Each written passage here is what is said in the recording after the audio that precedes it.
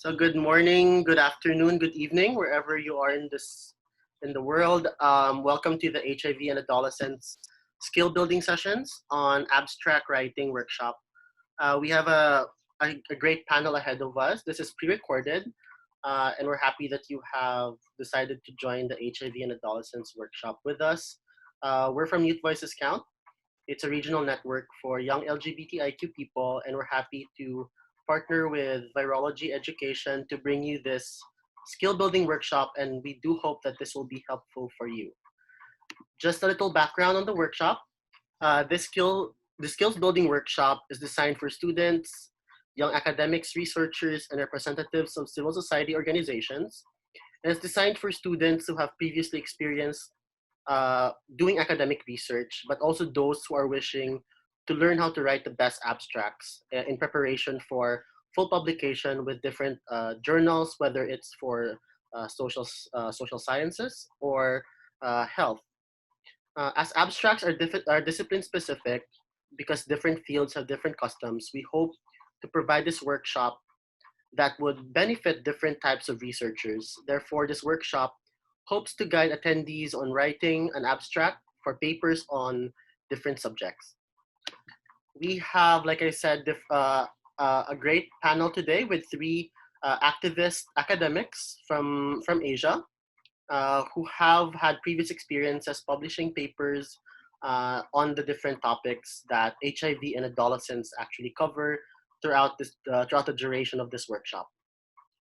Our first speaker is Dr. Brenda Alegre from Hong Kong and the Philippines.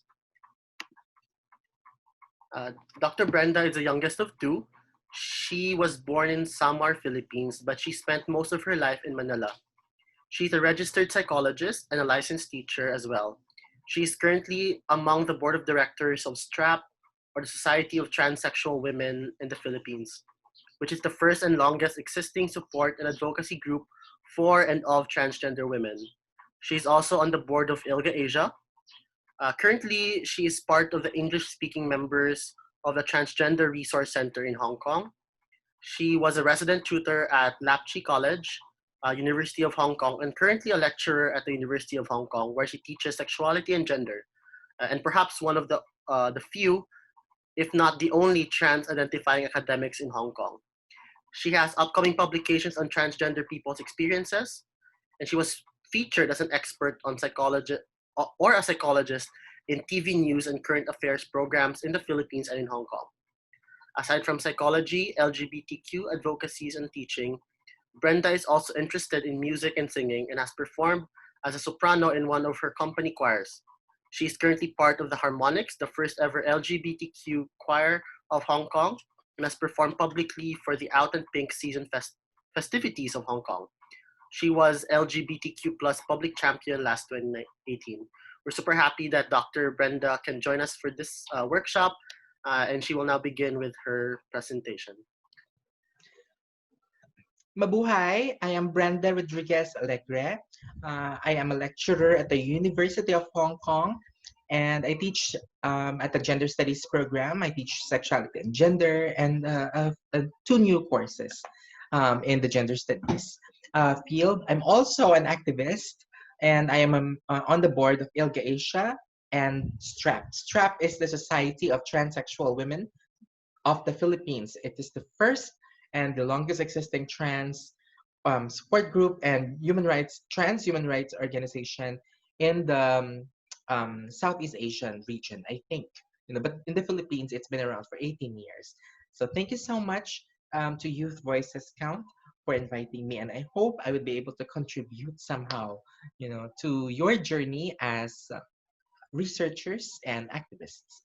So the first grand question, that I asked myself when I embraced the role of doing research and eventually looking forward into getting myself published is, where do I start and how? How do I start?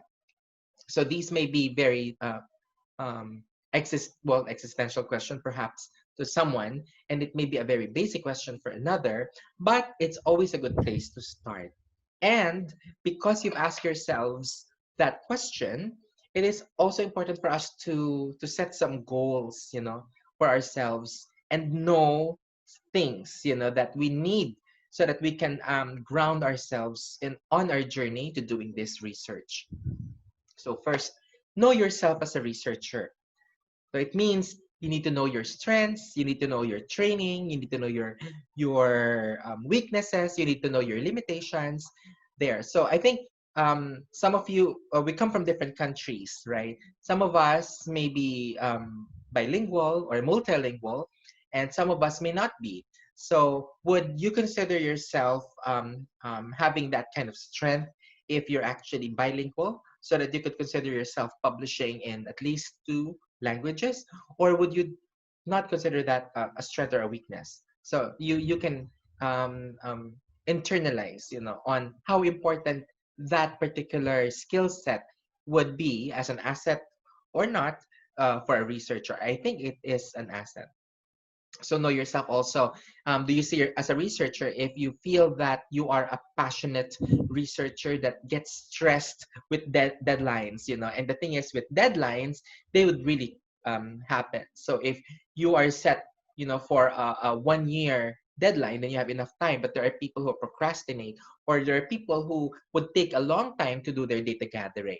And if you're the kind of researcher that panics, and that you get stressed, you get sick because of this, then um, handling yourself, getting your mojos back, right, can be a challenge. So having that opportunity to assess yourself as a researcher and create that kind of checklist, and there's no exact checklist for everyone. It should be unique for each and every one of us. That'll be very helpful. Then know your field. Are you a full-time activist who does research, or are you a full-time academic or researcher that does activist work? And how about the culture of your environment? That also leads me to the last goal there, which is to know your surroundings. I can put that together: know your field and your surroundings. So in my case, I am an educator. I teach gender studies, and I also do research. And because I teach in a research intensive environment, the University of Hong Kong is very competitive in terms of research, then I definitely understand that they have such high expectations, not just in the quality, but even in the quantity of research over a period of time. It can be concomitant to your tenure or to promotion. So trying to understand that if you can survive in these kinds of environment, and how that will affect your research. Because what if you're a very highly passionate researcher, that maybe I fall in that category, that I'm fine to do one research at a time, as long as it's not just done well, it has to be done correctly, but that it serves that purpose, that once it's out there 10, 20 years from now, someone will be able to read it and learn a lot of things that can help them live their lives and navigate the difficulty, of their lives better, right? So I think that sometimes some of us may actually have that kind of tendency. So knowing ourselves, knowing our field, knowing our surroundings will be very helpful. And then of course, let's know our future and set goals for it. What do I mean by that? Like for myself, I see myself teaching for the next 10 years and doing research for the next 10 years. So because of that, I see my future already. And because I see myself in the academe, to be able to support my intentions of being able to do research, then the kind of academic institution I am affiliated with at that moment can definitely have an effect on the way I set my goals in doing my research. Can I actually do teaching and research at the same time? Or I can only focus on one. That's why there are certain positions that are defined by that. There are like research assistant professors, or there are lecturers. Like in my case, I'm a lecturer, so I'm more of a full-time lecturer. And research is something that we can define as part of my professional growth. And it is not a pressure on my end, So that's why I can actually work within my pace as a researcher. I consider myself as not a beginner, but on the intermediate level of being a researcher. Maybe 10, 15, 20 years ago, I see myself as a beginner, but maybe at this point, I am not on the advanced level yet. Definitely not. I'm not even well published. I don't have a very long list of publications yet, because maybe I don't really see myself having that long list so soon. I wanted to be sure that I have specialized in my field very well. So it means that I went through each of these goals: knowing yourself as a researcher, knowing my field or knowing your field, setting your goals, knowing your future, and understanding your social milieu or your surroundings. Then, let's get specific. So, knowing your topic, how do you select your topic? In my case, if I can backtrack on the first published piece that I had, because I've done research before that didn't get published. Like our university thesis or dissertation. At least a part of that didn't get published. Another part of that got published. So that was my first publication. And how did I choose my topic? Well, something personal, so that can drive us to choose that topic. My topic was on the psychological sense or self-perception of transgender women who were transitioning. So that was one of my first researches that got published. And why did I choose that topic? Well, because I identify myself as a transgender woman, and a trans or a transpinai, to be very specific. So I feel that I can have, well, not really a direct influence, but I feel that I can have that kind of bearing, of steering my research, in the direction I want it to go. Because there are already questions that I have in my mind, prior to even plotting or setting my research goals. So I was able to choose my topic based on that. But not everyone may be able to experience that. Like, we live in a world where there are people who do research on our identities. Like 20 years ago, I may not have any issues with that. But to be very honest, and I hope it will not be offending to everyone, but cisgender people doing research on transgender people, whereas there are now transgender people in the field, that can be, if not necessarily offending, that can be a little hurtful.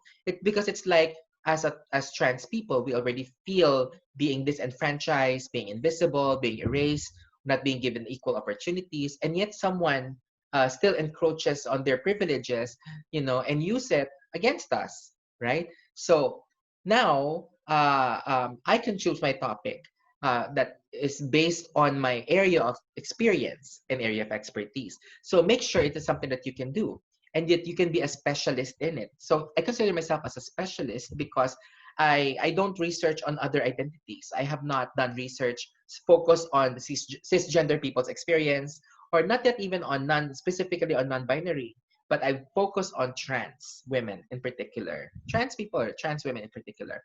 So it might be of interest, but you may not be ready for a particular topic that you want. So that's another thing for you to consider.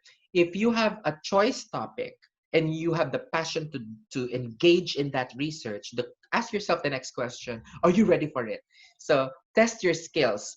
Assess your skills if you can actually dive into it, because some of us are also attached with affiliations, right? If you are attached with an NGO that specializes on large scale ethnographic research, and then that's not your area of interest. Particularly, let's say you want to do more narratives, you want to do more qualitative, kind of small scale research, because you want to set out stories or to bring out stories and narratives out there, then there might be some level of conflicts that you will have to resolve in yourself, right? And lastly, make sure that what topic you choose, that this research that you'd be writing would definitely have a contribution in your field that will eventually have an impact. I think any research out there can have a potential contribution, right? And because we live in a society, right, wherein we have already evolved in talking about issues. I I don't have to, but I'm not ashamed, to reveal to everyone that I am not as young as everyone watching right now. I'm in my midlife, so to speak. So, but one thing that I can actually attest to is growing up as a child, in the 80s, I have witnessed the stigma attached to HIV and AIDS, and the absence of conversations and platforms to discuss sexual health, sexual rights. But now we have many platforms we have out there, and we already have the means. We already have researchers in the field, but maybe the point of reflection is not yet finished. So I think we do have to continue reflecting on where we are right now. Particularly in the field that we are specialized in. So if we are specialized in HIV, sexual health and sexual rights research and advocacy work, let's keep reflecting, individually and collectively, and try to ask ourselves further, how do you identify yourself, in ways that you can contribute to this research. You may be a person living with HIV, and that you feel that there is such a powerful connection to that experience in contributing to the research, then that in itself can be a driving force already, right? In doing research. But it may not be enough, because you may have the experience, but you may not have the passion. Experience and passion don't always go together. And then you may have the experience, you may have the passion, but you have not really been reflective, meaning you just go with the tide. If there is a direction that is set by the organization, by the job, or by the NGO to which you, or by the group that outsourced your services in doing research, and it's like just doing the services, right? So I think being reflective could be very helpful. So position yourself in the environment, right? Understand where are we in terms of sexual health, sexual rights, and then where do you want to steer the direction of research in this area. That's a specific example. You may be more specialized in, let's say, women's rights or LGBT rights.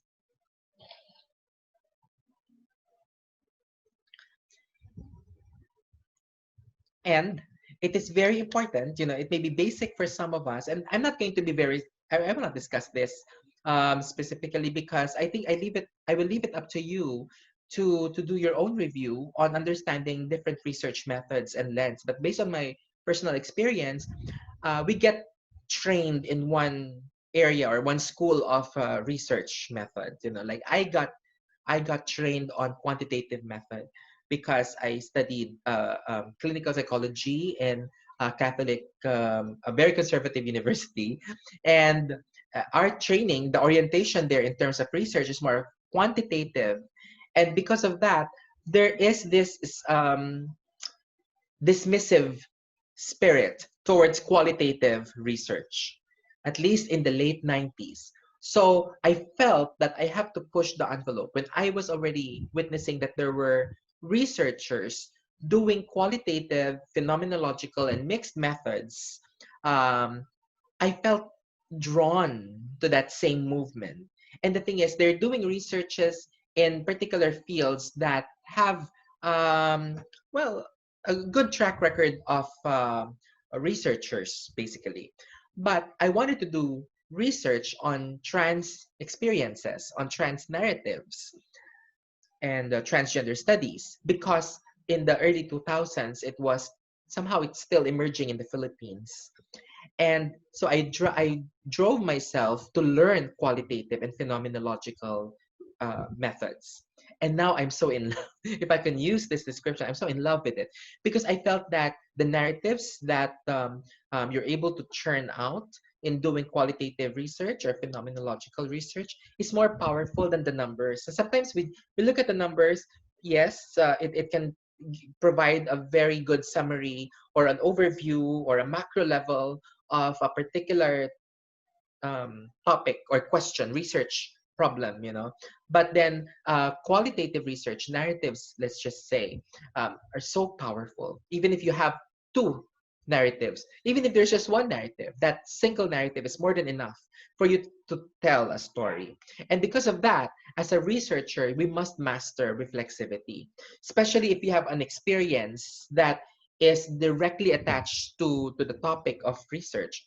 Like when as a trans researcher, I have to be reflexive because I cannot just influence everything that I write, you know. So reflexivity allows you to be immersed in the research experience, but at the same time, you position yourself in a very, yes, objective way, but it's more of, let me use this metaphor, astral, if that is helpful, you know, like you have an astral presence. You're able to astrally project, you know, from the problem.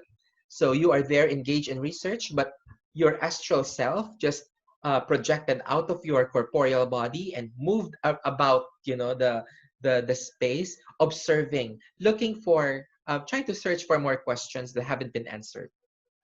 So reflexivity is something that we must always ensure is present in our engagement with research. So to summarize that part, there are so many research methods that has emerged the past decade. So you don't have to be a master in all of these. You can be a specialist. In fact, you can be a specialist of quantitative research approaches or mixed methods. You can be a specialist of qualitative research, you know, and within each of these methods, you have a particular specialty or subspecialty. It's fine as long as you are aware and you're very good at it.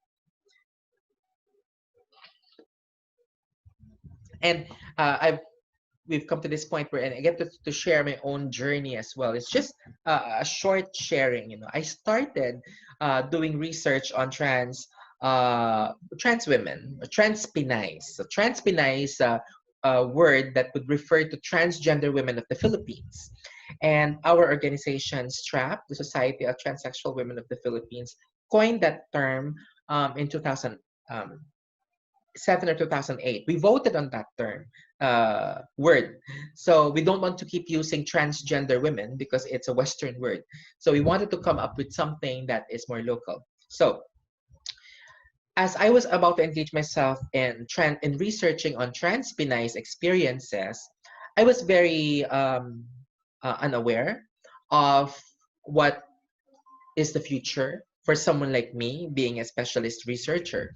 So where I started, apart from all the things that I shared with you, is I tried to look for people as well, you know, who can be mentors in the field. So I found I have a friend. Her name is Dr. Mira of Rayner, of Ateneo de Manila University in the Philippines, and then there's also Dr. Tessa De Vella of Miriam University. And when I met them, well, I think almost 20 years ago, they provided mentorship for me, and I was inspired by the amount of experience that they have in doing women's studies research. You know, so I may be specializing on trans women, and they are specializing on women in general. But I think us coming together already has something inspiring, you know, for me as an experience. So that was an encouraging point for me to keep on going. I also experienced around that time that when I came up with my research proposal in the university, because I was studying in a Catholic university, which we can consider to be very conservative, one of the professors there rejected the research proposal, the trans, you know, the transgender experiences, because he felt that that research topic was too controversial. But I felt, but that's the point of being a researcher. You know, anything controversial, anything provocative, anything that invites questions and curiosity, you know, deserves to be researched on. Especially for me, I'm drawn to it because it speaks of my own connection to the experience of being a trans person. So I want to learn more about my lived experiences through others, right? So what I did, I cried. So I will not deny. So it's something for you to discover that maybe you make mistakes, you stumble. If you feel like crying, go ahead, cry. But then get back up. You know, get back up and then keep going. Yeah. So I had the right allies, you know, people who supported my research, guided me, mentored me, and then I got myself published for the first time. So now, because I felt in Routledge was my first publisher. I felt that was a very rewarding experience. And now I felt I surmounted that challenge. I can keep going. But when I got into my next challenge, my next proposal, I felt I was on square one again. And that's how you will feel, especially if you would somehow feel not really disconnected, but you're starting all over. And it's okay. It shouldn't be discouraging. In fact, it should be an opportunity to learn. Yes. I got rejected as well with my submissions. So rejections for submissions is normal. What is not normal is if you have been, rejected like 10 for 10 years and you still never get published. So you really have to make, some assessments as to what are your shortcomings in terms of your research proposals. Yeah. So I learned through the rejection that 2, 3 journals may reject your proposal. You have to reshape that, look for another journal. And finally, writing your abstract. So in writing your abstract, my recommendation, my suggestion is it should conform to the journals or the book that you are submitting your research to. So you have to read their work as well. So if we're talking about the International Journal of Transgenderism by Taylor and Francis, if we're talking about sexualities, right? Is it Sage? Then it means you have to be familiar. You have to be looking, at their works already and be very familiar with it. It should capture the essence of your paper or your chapter. That means that your abstract, it may be, you may have written your abstract as a proposal, but when you're already on the final form, you try to reflect if your abstract has something to invite your potential readers to. So maybe a feel of what were the results of your research is there, and then something provocative research question. Yeah, is positioned as well in your abstract. Well, you'll get the hang of it, of what I'm talking about later on, when you come up with a proposed abstract and then try to have someone read that abstract, because usually we get caught up with the measurements, right? The number of words, the what are the specific tenses, the grammatical requirements for it. But guess what? There are other more important factors in writing that abstract. So the abstract is going to be encapsulating what the research is about. So it has to be powerful. Yeah. Lastly, your abstract should not give everything away. What I mean by that, usually abstract should be about 300 words, 200 to 500 words, sometimes a little longer than that. You may have like a general summary or a general conclusion a bit, but you don't describe everything. So don't give everything away in your abstract. Try to leave the rest in your in your chapter.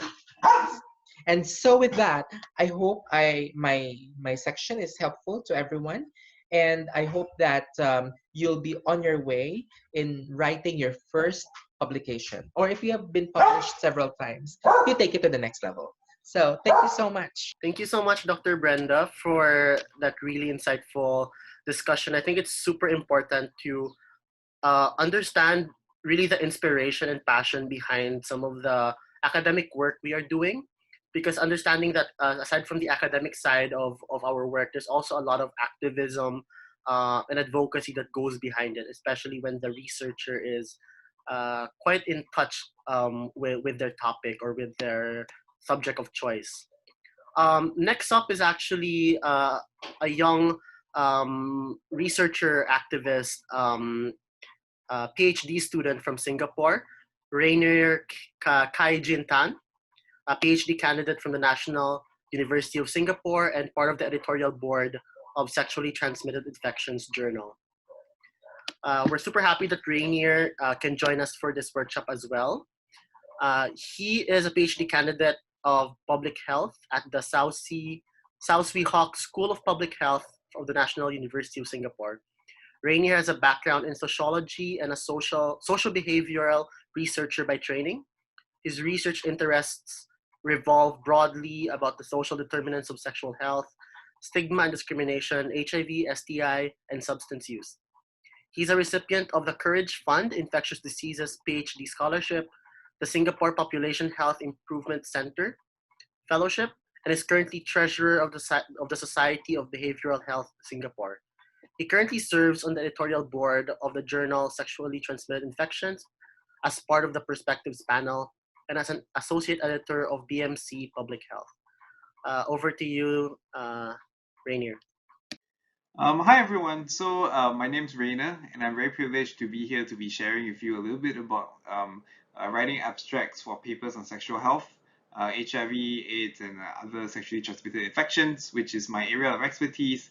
I'll just jump straight into it because I know I don't have that much time. Roadmap for today, I share a little bit about my own experiences, my own thoughts, some tips and tricks, some examples on getting it done based on past successes that I have in terms of some abstracts.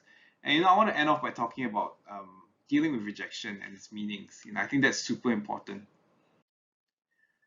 Just a fun slide to start off with. This is the first abstract that I ever submitted on my left. I was so happy that it got accepted at a international conference. That was a I was a lot, well, not that young, 3 years ago, but I think I look a lot younger because it was before my PhD. And the one on the right was the most recent one that I submitted and presented for. So this has been my journey so far.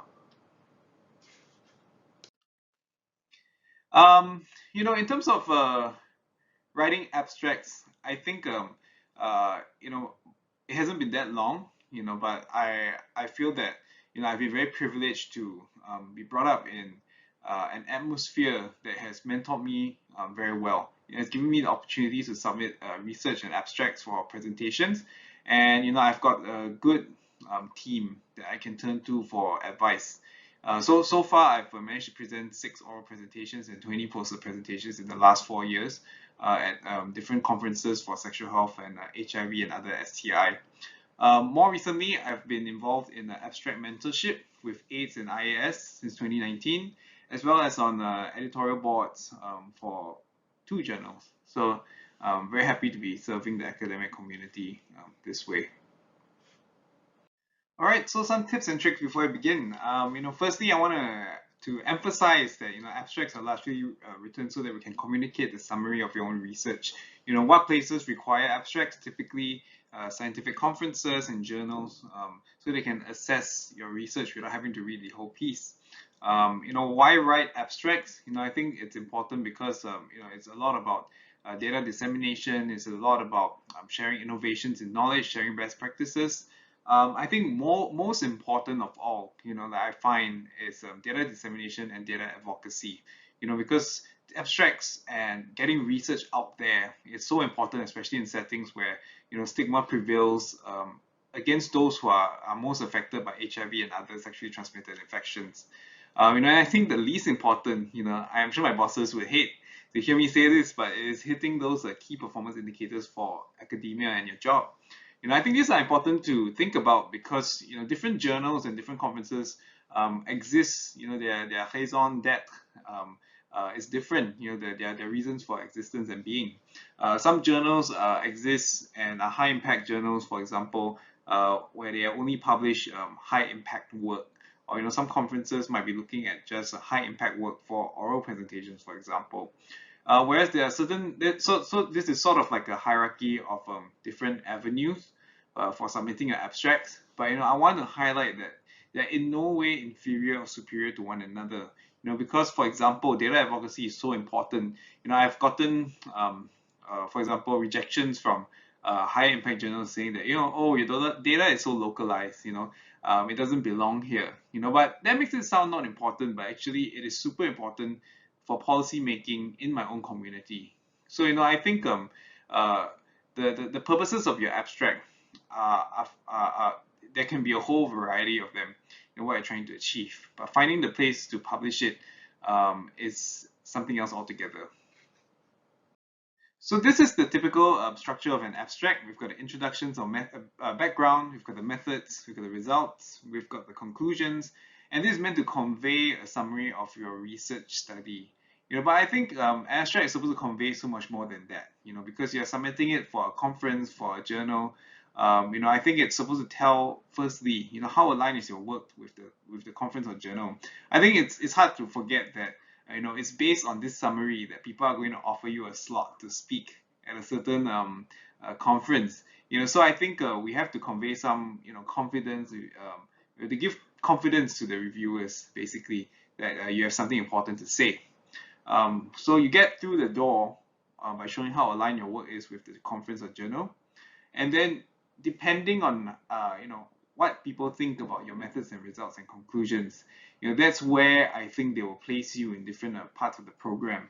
So that conveys firstly, that they can trust your work and that your work is robust enough to be presented at a scientific conference, and it tells the reviewers that you've got something to say, and this something that I have to say is important, and it will fit into a certain section if it's a oral abstract, or it is important to share such data with the community through a poster presentation.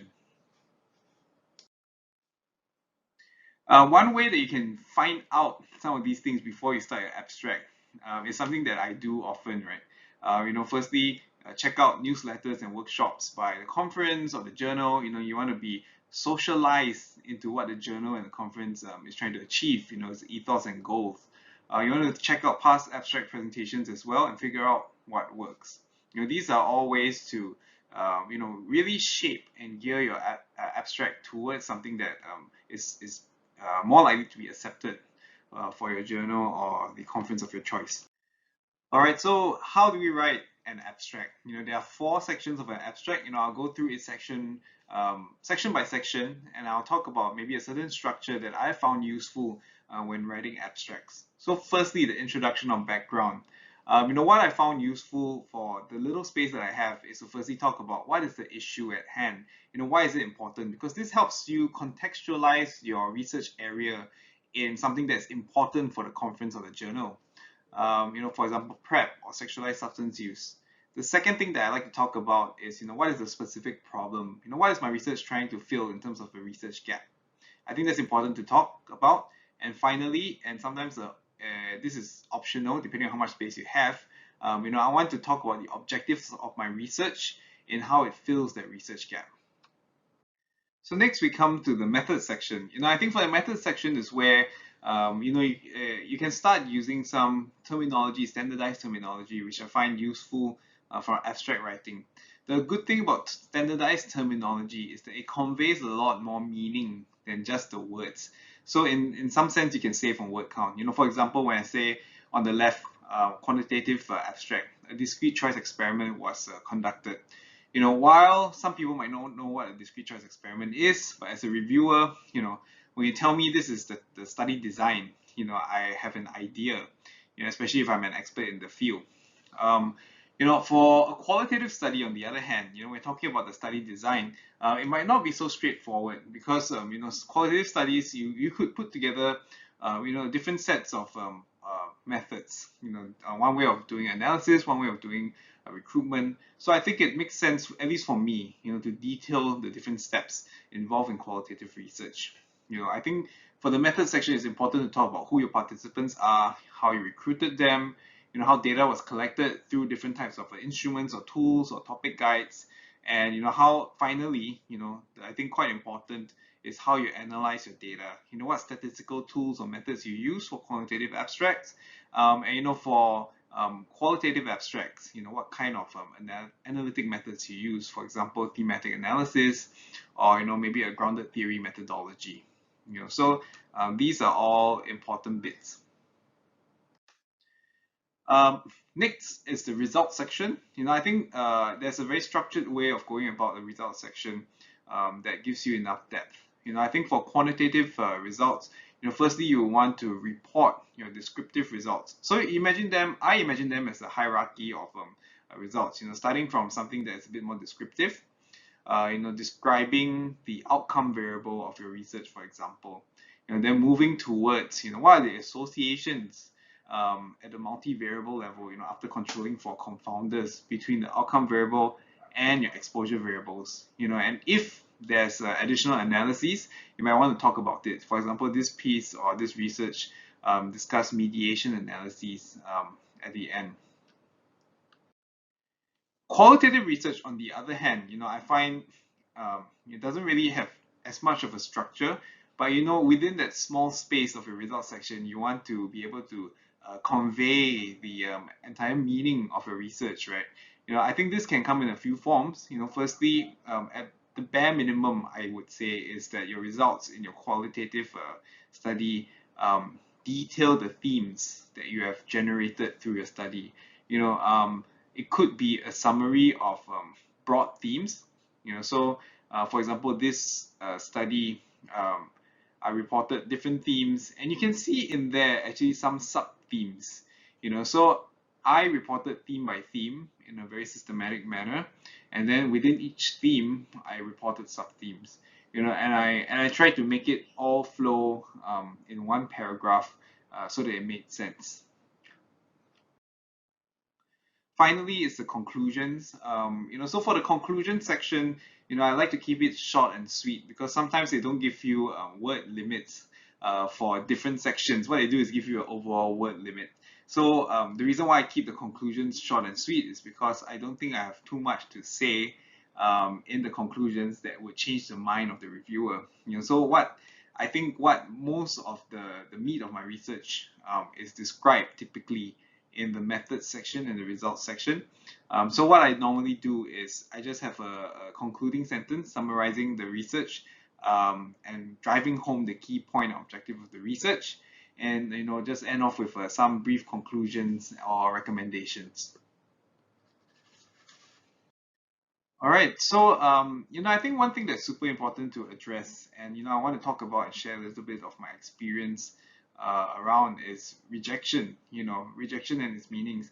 I think for a field that has a lot of people publishing a lot of different things, unlike, let's say, a more heavily social science field, you would have a lot of studies that are maybe single author, double author, but the expectations are one or two theoretically impactful pieces per year. In the field that I'm in, you're expected to publish maybe about like 80 to 100 articles when you're trying to vie for, let's say, tenure in the academic field. So I think rejection happens a lot because we submit a lot. I used to take this very personally, but I think rejection does not need to be all negative. When I think about it, what does rejection actually say? Firstly, I would say that we believe in a better version of your abstract. I think when I face rejection, sometimes I feel like, wow, okay, I feel what's wrong with my abstract? I take it personally, but often.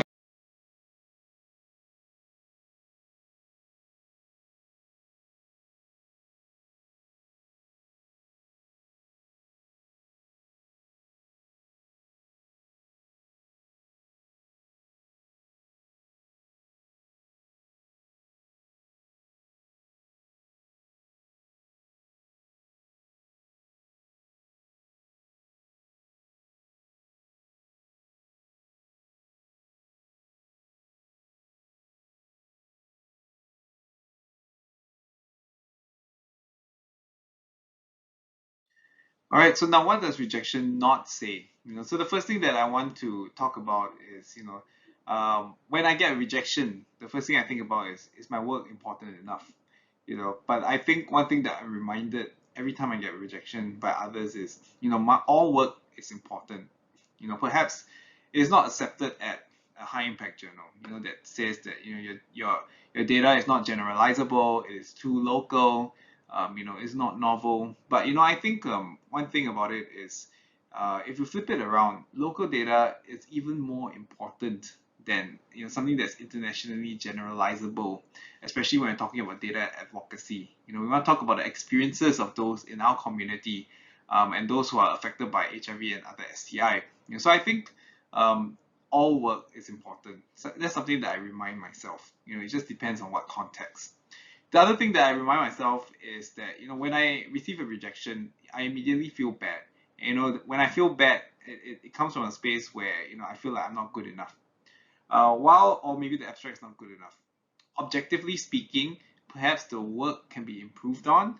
Perhaps it is not aligned with some of the standards or requirements set by journals or conferences. But, you know, I'd say that, you know, it doesn't reflect who I am as a person. You know, I'm very grateful that I have friends and peers and colleagues who remind me that, you know, how I feel right now doesn't reflect my worth and value as a person or even as a researcher. You know, I think someone once reminded me that, you know, you're an early career researcher. You know, why are you expecting yourself to run when you're just learning how to walk? You know, and I carry that with me to remind myself that, you know, I should be gentle on myself, and, you know, I have a long road ahead as a researcher. So rejection doesn't mean the end. You know, and I think that's all I have to say. You know, I don't have that much time left, but thank you so much for sticking around and for listening to me sharing about my experiences on writing abstracts. Thank you. It's super great to hear perspectives from a young researcher with Rayner as our second speaker. It's always nice to see how slowly we can understand the process of publishing papers, the challenges and risks, and also the certain aspects that make the whole experience of publishing papers a worthwhile experience indeed. So we're super helpful that we're super happy that Rainier can join us for this workshop. Our last, but not the least, speaker for our workshop is Dr. Annette Son from Thailand and the director of Treat Asia and co-editor-in-chief of the Journal of the International AIDS Society.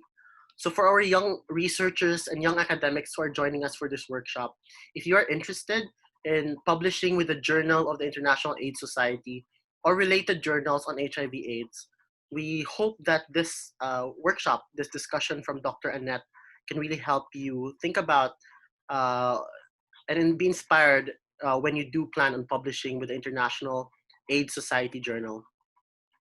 Dr. Annette Son is the director of Treat Asia and vice president of amfAR, the Foundation of AIDS Research. She oversees the implementation of Treat Asia's portfolio of research, education, and training, and community advocacy and policy activities related to HIV, co-infections, and comorbidities. She is co-chair of World Health Organization's Global Validation Advisory Committee on Elimination of Mother-to-Child Transmission of HIV and Syphilis, a member of the National Advisory Child Health and Human Development Council of the Eunice Kennedy Shriver National Institute of Child Health and Human Development, and co-editor-in-chief of the Journal of the International AIDS Society. Over to you, Dr. Annette. Thanks for joining me for this talk on tips for preparing a publishable paper. I'm Dr. Annette Zone of the Journal of the International AIDS Society and amfAR's Treat Asia program in Bangkok, Thailand.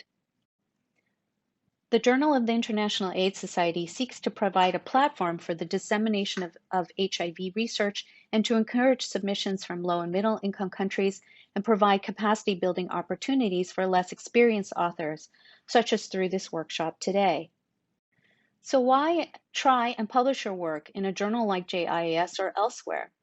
From a scientific point of view, publishing your results is the main way to show other people that your research was conducted.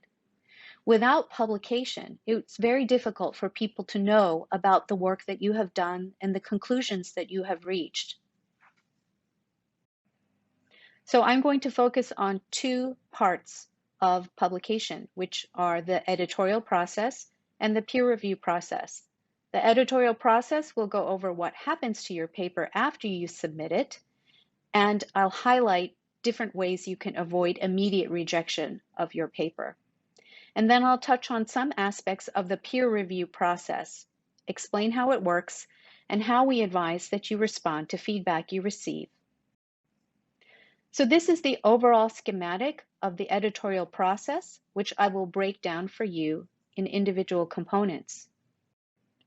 The first is that after online submission of your manuscript and supporting documents, your manuscript will be screened by the editors. This is the most important step where the majority of manuscripts are rejected.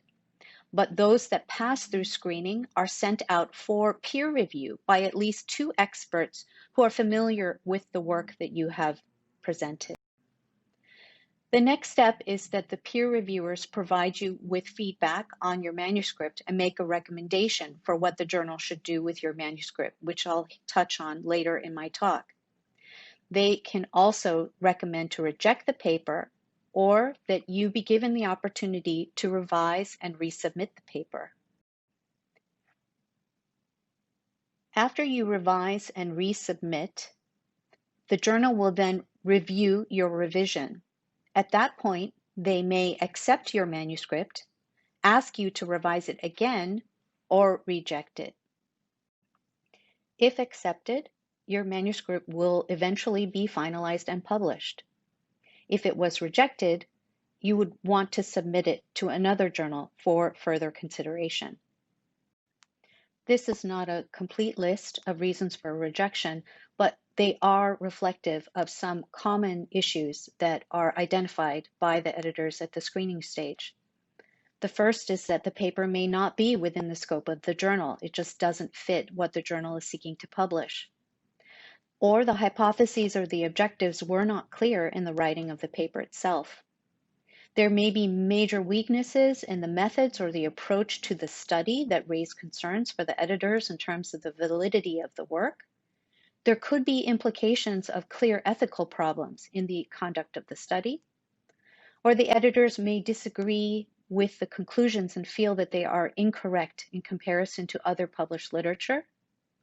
It may be that there are not enough new information within the manuscript so that it would not be as strong of a contribution to the literature in their opinion, or the paper was poorly written in terms of grammar, syntax, and the logic of the content itself.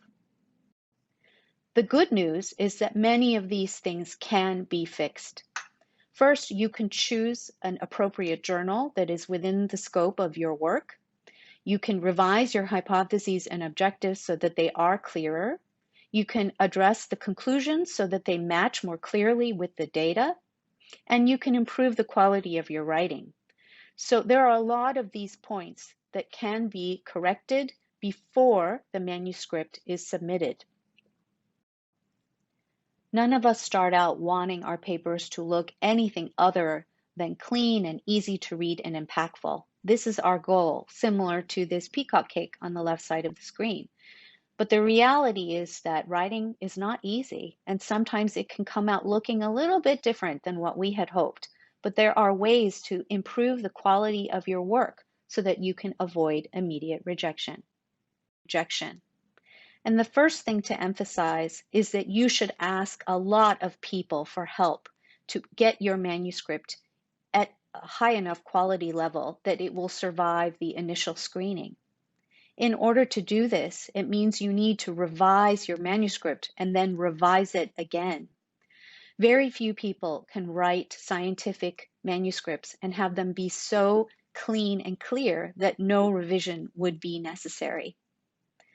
Every manuscript can be made better, clearer, more concise, and to the point. A key weakness that we have seen at the Journal of the International AIDS Society is a lack of logical flow of the content.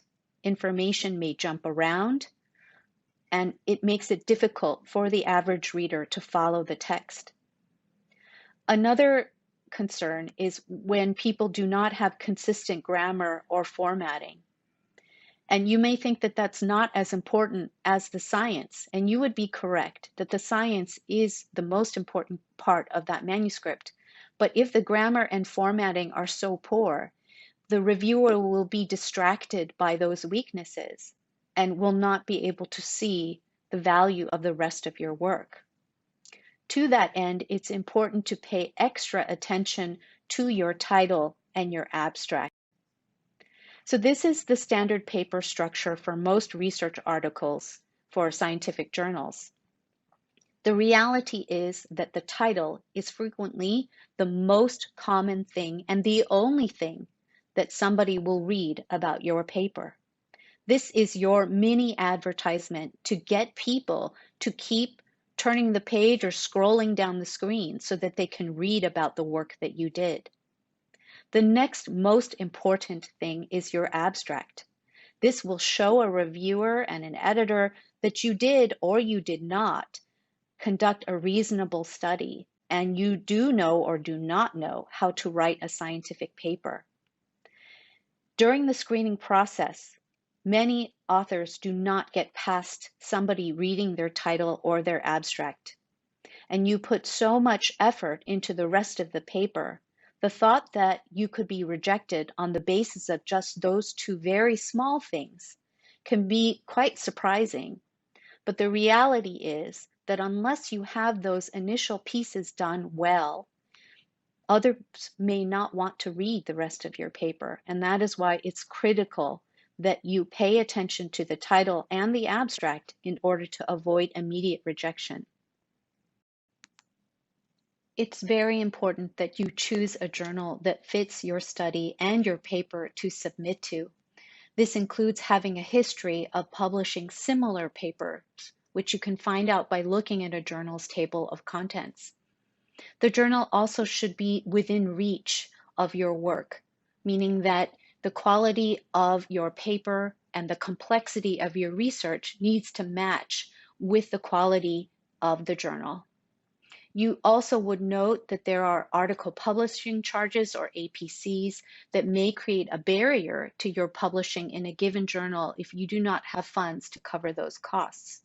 You also want to watch out for predatory journals where you can pay to publish and they offer minimal or even no peer review, but the quality of those journals is considered to be low.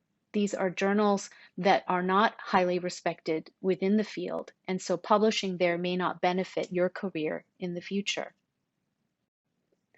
These are some examples of indexed journals, which are available on scientific search engines like PubMed.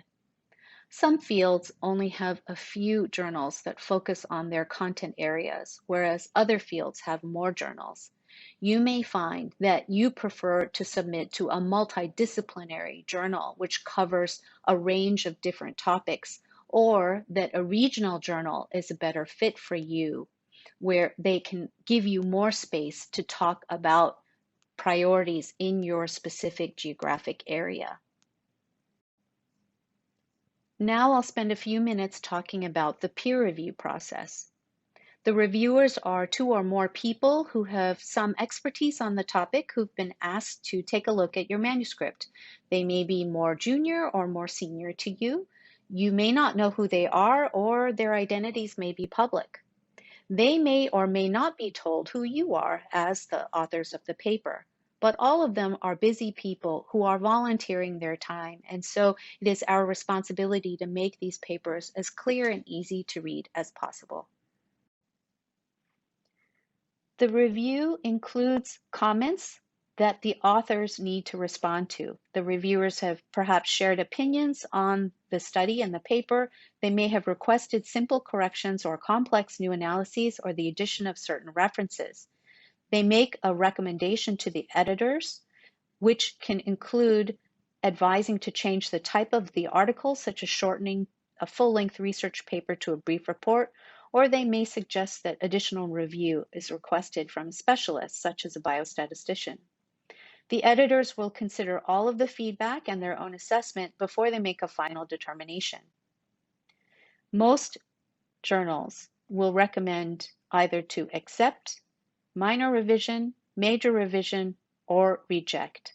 These two middle categories of minor and major revision are the most common after a peer review. This revise and resubmit option is your absolute best chance of being published in that journal. So please pay attention to what needs to happen and don't waste that opportunity. That includes responding to all editor and reviewer comments, and the journal will provide some guidance, instructions, or rules for how that is done. But you do not have to agree with everything that the reviewer said. If you disagree, you need to explain why. And this all should be done in a respectful way. Be careful that the new text or content that you add to your manuscript matches the quality of the original text. I have frequently seen where revised text has errors in grammar or in syntax compared to the original text, and that is a sure way to receive feedback to revise and correct that text again. But if your manuscript is rejected, try again. If it has been immediately rejected and you didn't get any feedback, reformat the core elements of the paper for another journal, such as if they have different word counts or requirements for tables and figures, and submit it as soon as possible. Be sure to revise your cover letter with the correct new information from the new journal.